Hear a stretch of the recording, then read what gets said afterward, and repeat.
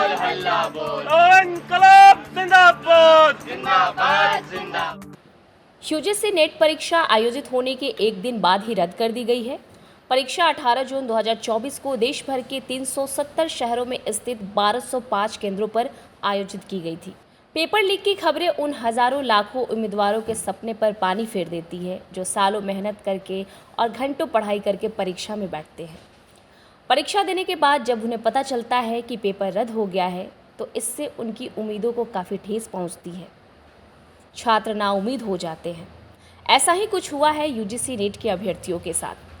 शिक्षा मंत्रालय ने इस पर बताया है कि Indian cyber crime coordination centre के national cyber crime threat analytics unit से मिले इनपुट के आधार पर यूजीसी नेट परीक्षा 2024 को रद्द करने का फैसला लिया गया है।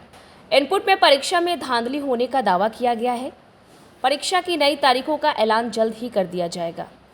शिक्षा मंत्रालय ने बयान में ये भी कहा है कि परीक्षा प्रक्रिया की सर्वोच्च स्तर की पारदर्शिता और पवित्रता बनाए रखने के लिए भारत सरकार के शिक्षा मंत्रालय ने ये फैसला लिया है कि यूजीसी नेट जून 2024 की परीक्षा को रद्द किया जाता है। नई रणनीति के साथ परीक्षा कराई जाएगी और उसकी जानकारी जल्द ही छात्रों के बीच साझा कर दी जाएगी। मामले की व्यापक जाँच सीबीआई करेगी। यूजीसी नेट परीक्षा असिस्टेंट प्रोफेसर बनने के लिए ये देना जरूरी होता है।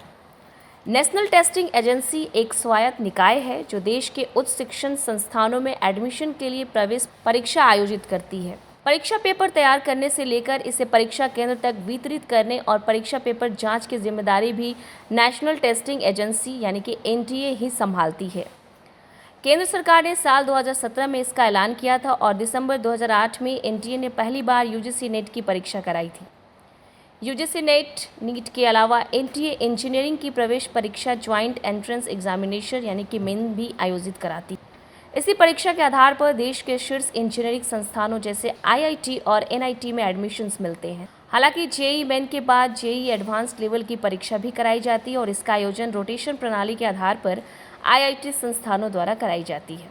फिलहाल एनटीए के प्रमुख यूपीएससी के पूर्व अध्यक्ष प्रदीप कुमार जोशी हैं।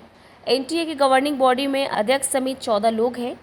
आईएएस अधिकारी सुबोध कुमार सिंह एनटीए के डायरेक्टर जनरल हैं। साथ ही जेईई एडवांस लेवल परीक्षा पूर्व में कराने वाली और आगे कराने वाली आईटीआई के 3 निर्देशक भी हैं। कई सारे और भी सदस्य हैं जो शामिल हैं जिन्होंने परीक्षा में हो रहे घोटाले को लेकर निंदा की है।